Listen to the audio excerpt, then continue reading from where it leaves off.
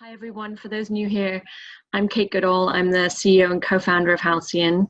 And I just want to say thank you from the bottom of our hearts for joining us today for what I hope is the first of many collaborative happenings during a time when we're feeling a bit disconnected from each other. I also want to say thank you very much to Nicole Dowd for all of your work for putting this together today. A special thank you for sort of emceeing this motley crew. One of Halcyon's important values is optimism. It's a value I think that can be really hard to maintain during these times of crisis, but through everything that has transpired over the past 6 weeks, I've just been really happy and proud to see that optimism embodied by this community, by artists, and especially by the Halcyon Fellows, both the social entrepreneurs at the incubator and the artists at the Arts Lab. And we hope that by hosting this event today that we can share just a little bit of that optimism with you. It's actually my honor and pleasure to introduce our next presenter, who is a current Halcyon Arts Lab Fellow, weathering all sorts of ups and downs in this COVID world. Alex Braden is a sound artist, sculptor, composer, and multi-instrumentalist. He pivoted from a career in music to pursue a BFA in sound art. Later, between recording and touring with 3 bands, Braden further developed his fine art practice, experimenting with interactive and immersive installations in his studio, and through fellowships at Vermont Studio Center, Viz Arts, Rocklands, Montgomery College, and now at Halcyon. Alex is based here in DC with his wife Amy, who's also an artist, and they're raising a budding noise artist, Quincy, who is sometimes an artistic collaborator, whether Alex likes it or not. So I just want to say welcome, Alex, and the floor is yours. Can you hear me? Yes. That's perfect. We need to. Although it's a bit soft. Is it still soft here? How about now? That's better. Cool. And then tell me, Kate, can you hear this? 1 second. I can. You can? Yep. Well, I can't. That's great. Okay. Good day, everybody. So I'm here in my temporary home studio, and bummed that I can't be at Halcyon and in the studios there, but I have used this time to work on some music and develop some projects. So I'm going to play a few excerpts from some things that I've been working on while I've been stuck at home. And I may, if I can get everything going, hey Janae, I may perform a little something and I may not. We'll see how I'm feeling in a little bit. But let's get started listening to a work in progress.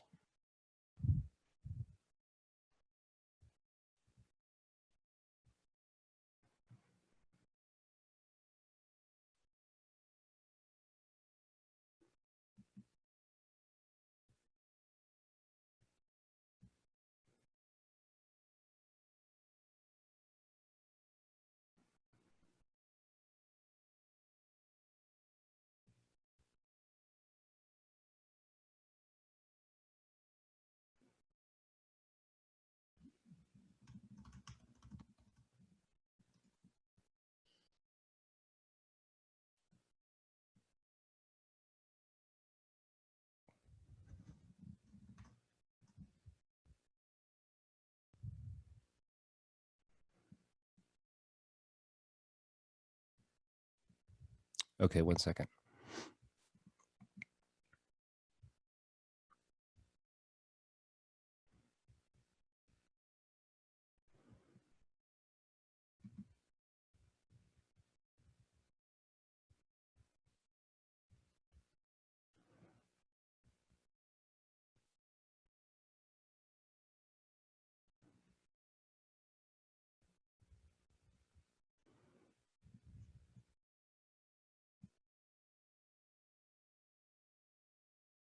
Are y'all hearing that? Still not, I'm afraid. Oh my gosh. This is not good. It's a live virtual event. Fun and games. Okay, so let's do this.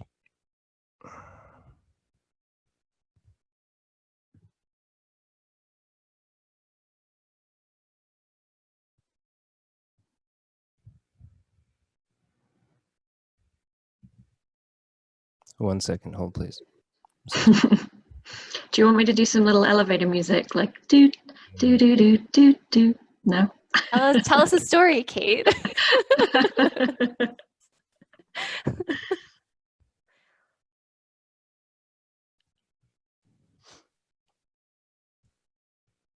I think we should put Quincy on for a second, maybe. There he is.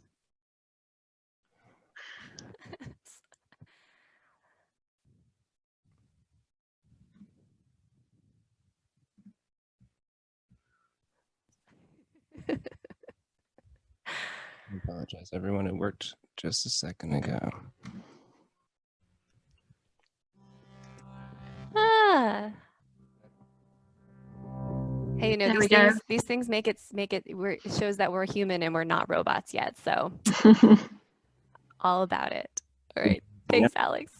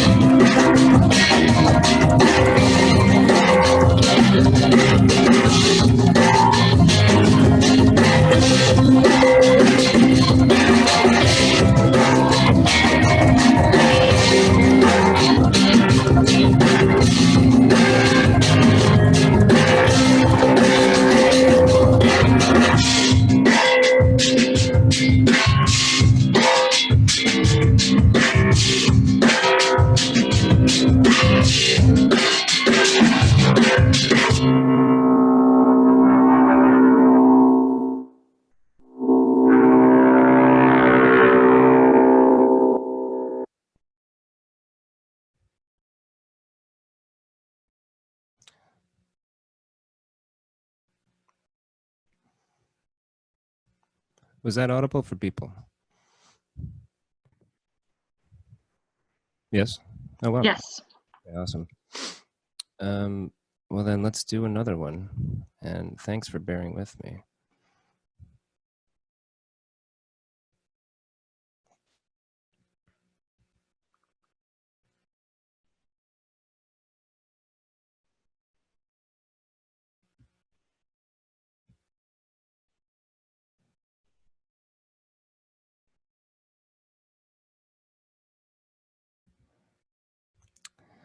Let's see if this works, just to listen to it instead of sharing the screen.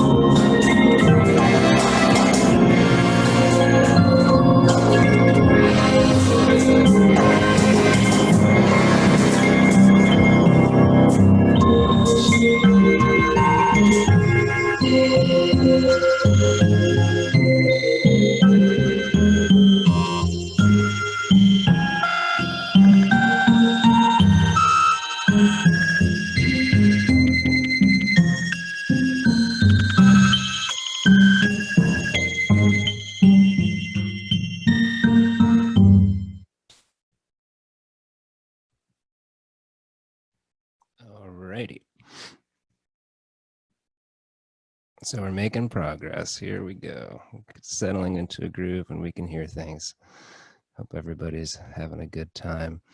Reporting live from Braden Studios. This is WBRA. We're gonna switch to another track here. Also a work in progress. This is called Work in Progress 3. Give me some thumbs down if you don't hear it. Otherwise, I'm gonna assume that we are rocking and rolling here on a Friday. Let's do this.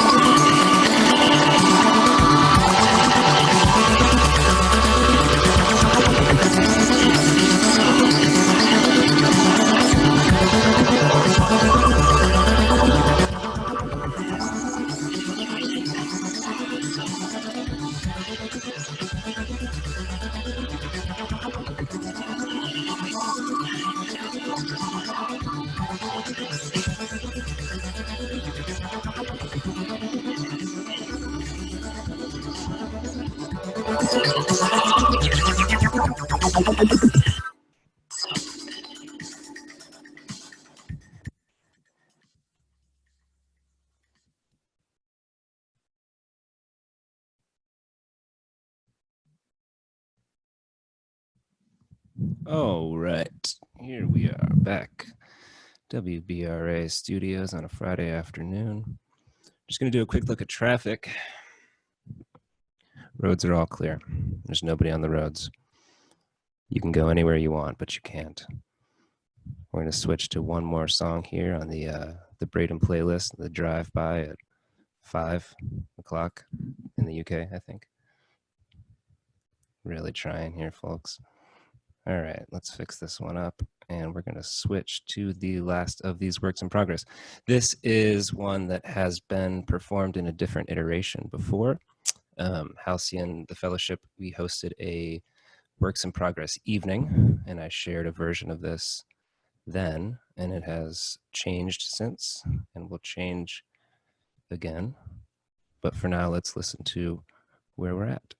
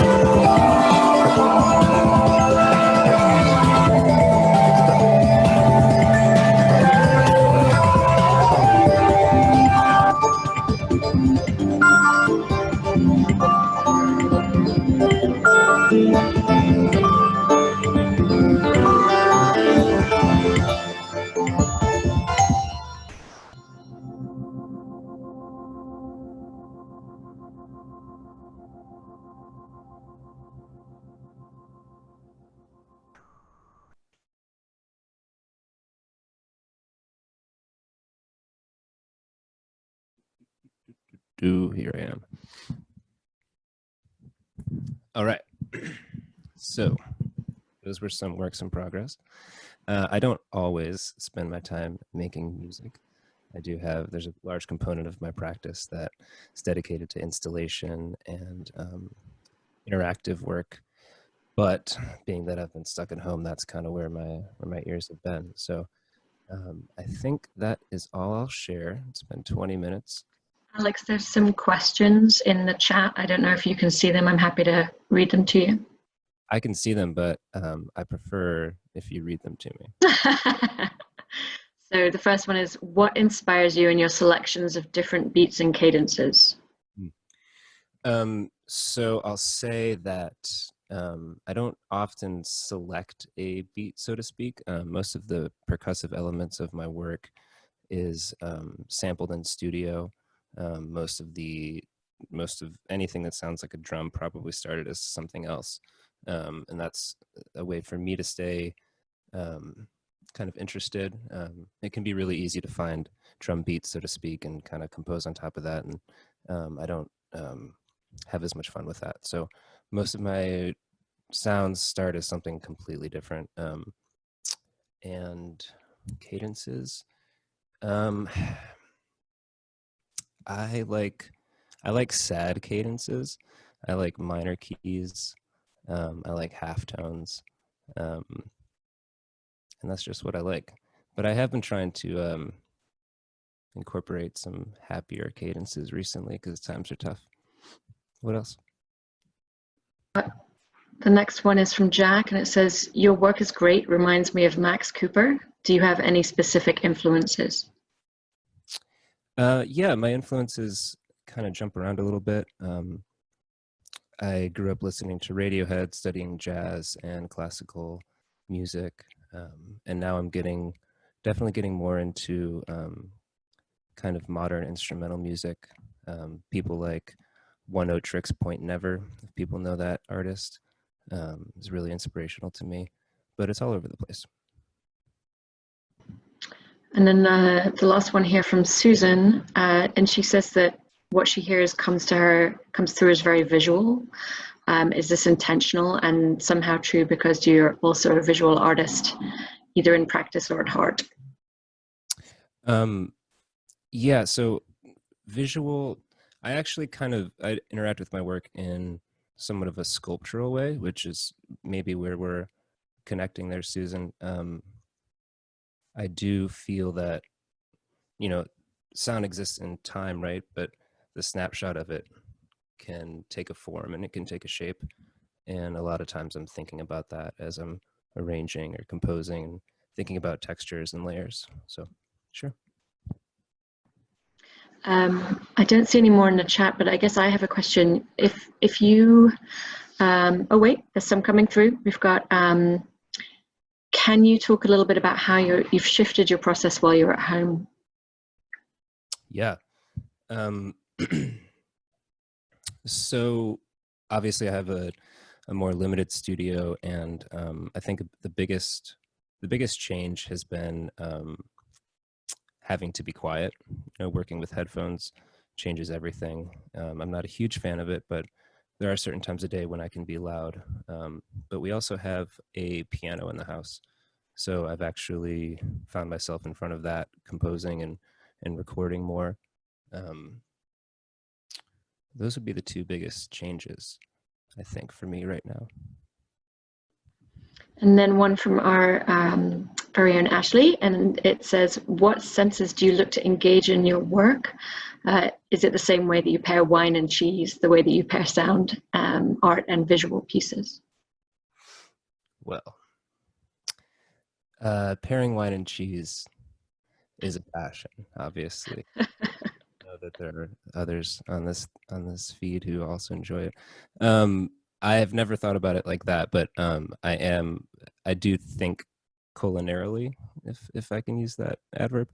And I don't necessarily think about pairing visual pieces to my work, but I do think about it in a sensorial way. And I know that you can either distract or embellish a sense, one being hearing, one being sight, one being feel, etc. So I think about that a lot. And I love wine and cheese.